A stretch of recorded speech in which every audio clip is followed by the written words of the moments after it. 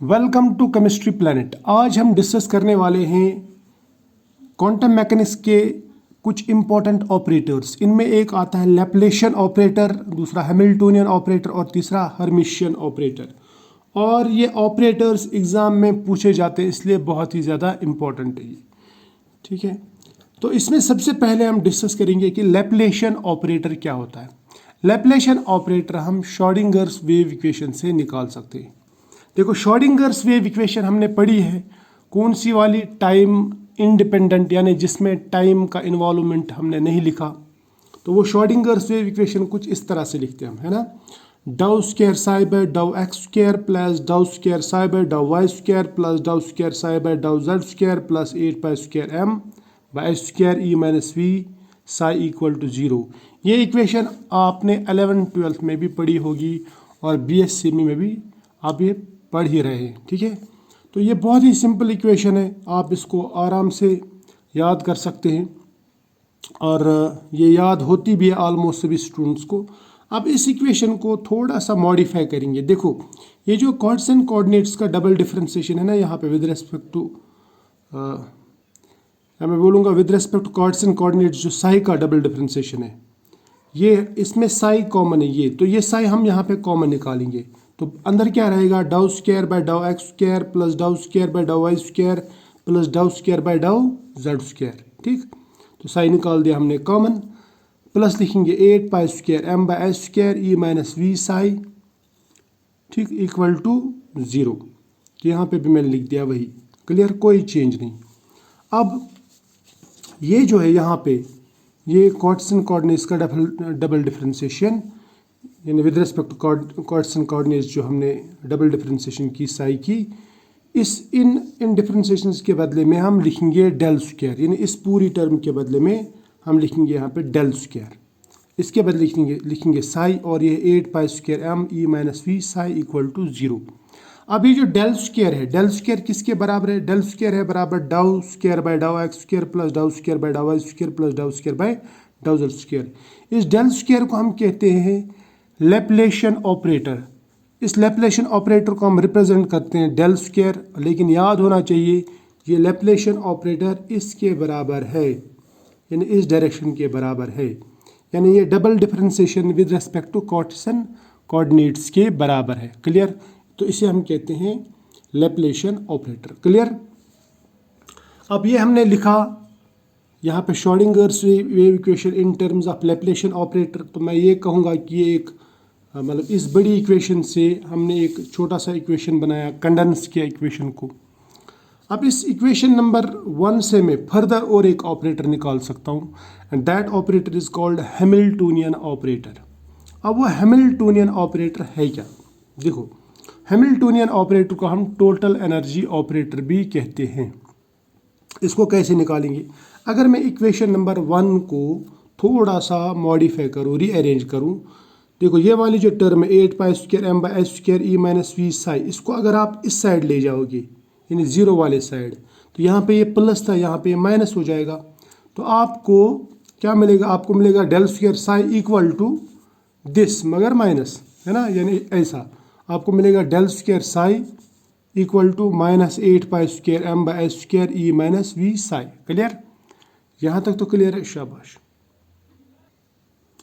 अब ये जो हमें मिला del square psi equal to minus 8 pi square m by h square E minus V psi, इसके बराबर मिल गया। इसको मैं फर्दर रीअरेंज करूँगा। फर्दर रीअरेंज कैसे करेंगे?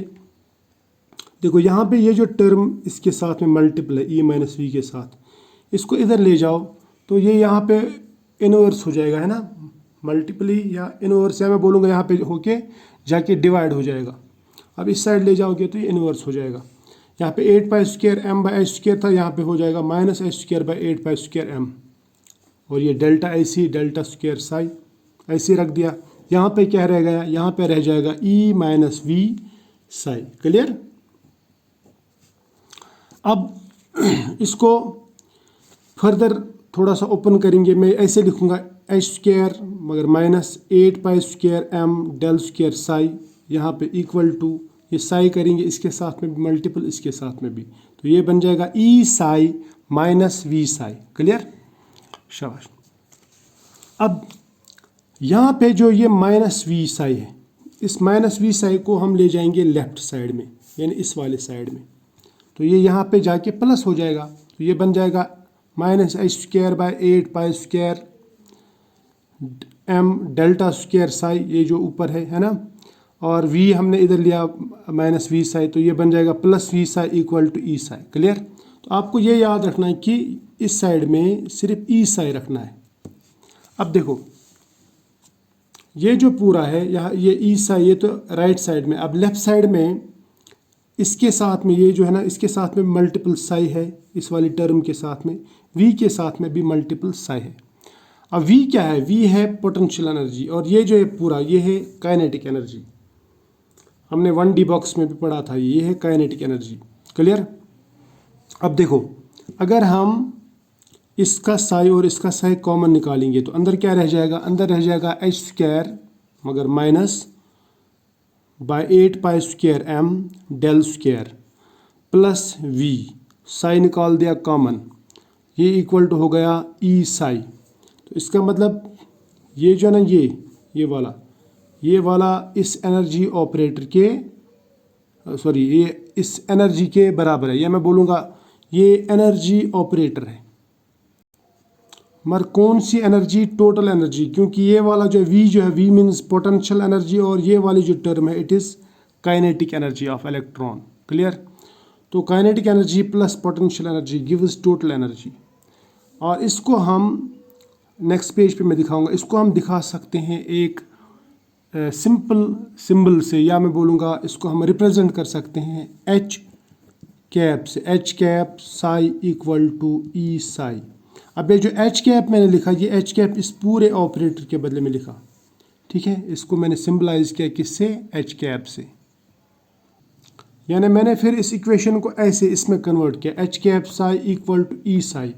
यानी ये जो H है it is total energy operator, या इसको हम कहते हैं Hamiltonian operator. Hamiltonian operator when operator on a function psi gives total energy plus psi. Clear? तो ये भी श्रोडिंगर्स वेव इक्वेशन है, लेकिन इसको मैं कह सकता हूँ brief form of Schrödinger's wave equation. अब अगर आपसे कोई पूछे कि H क्या है, तो आप उसे कहेंगे कि ये हैमिल्टोनियन ऑपरेटर है या टोटल एनर्जी ऑपरेटर है। और H एक्चुअली सिंबल है, किसका सिंबल है? ये सिंबल है minus h square by 8 pi square m delta square plus V, इस टोटल एनर्जी का है ना। ये जो टोटल एनर्जी ऑपरेटर है इसका सिंबल है, ये इसका रिप्रेजेंटेशन है ये H। क्लियर? इसको हम टोटल एनर्जी ऑपरेटर भी कहते हैं, और रिप्रेजेंट कैसे करते हैं? H caps. ये हमने देख लिया। तो इसके हिसाब से मैं ये कह सकता हूँ कि अगर मैं total energy operator wave function पे लगा दूंगा तो वो मुझे एक तो टोटल एनर्जी देगा प्लस मुझे वेव फंक्शन वापस देगा, ठीक है? Plus wave function. या मैं ऐसे कह सकता हूँ कि energy operator applied on wave function gives energy into wave function. Clear? Simple सी बात है। यानी H cap psi is equal to E psi. H cap लेकिन याद रखना ये बराबर रहता है minus h square by 8 pi square m del square plus V. V is potential energy, m is mass, h is Planck's constant. Clear? अब और एक ऑपरेटर रह जाता है यहाँ पे, उसे हम कहते हैं हर्मिशियन ऑपरेटर या हर्मिटियन ऑपरेटर, या इसे हम कहते हैं सेल्फ एडजॉइंट ऑपरेटर। ठीक है? अब इस सेल्फ एडजॉइंट ऑपरेटर को कैसे समझेंगे हम? ये क्या है? इसको मैं डिफाइन कर सकता हूँ एक तरीके से। सपोज हमारे पास में एक ऑब्जर्वेबल है, एक प्रॉपर्टी है, ऑब्जर्वेबल प्रॉपर्टी या मेजरेबल प्रॉपर्टी O, और इस O के बदले में हम उसका ऑपरेटर जो लिखते हैं वो लिखते हैं O कैप। ये मान लो इसका ऑपरेटर है। इसका मतलब ये हुआ कि अगर मैं इस ऑब्जर्वेबल को ऑपरेटर वेव फंक्शन पे अप्लाई करूँगा तो मुझे उसके वैल्यूज़ मिल जाएंगी। जैसे हमने टोटल एनर्जी ऑपरेटर अप्लाई किया वेव फंक्शन पे तो हमें टोटल एनर्जी मिल गई। इस तरह से अगर मैं किसी ऑब्जर्वेबल का या किसी प्रॉपर्टी का ऑपरेटर वेव फंक्शन पे अप्लाई करूँगा तो मुझे वो प्रॉपर्टी मिल जाएगी, उसके वैल्यूज़ मिल जाएंगी। अब देखो, अब मान लो ये ऑपरेटर जो O है ये कुछ इस तरह से है कि अगर आप ये वेव फंक्शन, एक वेव फंक्शन और उसके कॉम्प्लेक्स कंजुगेट पे अप्लाई करते हो इन 3 dimension. Tau means volume here, ठीक है।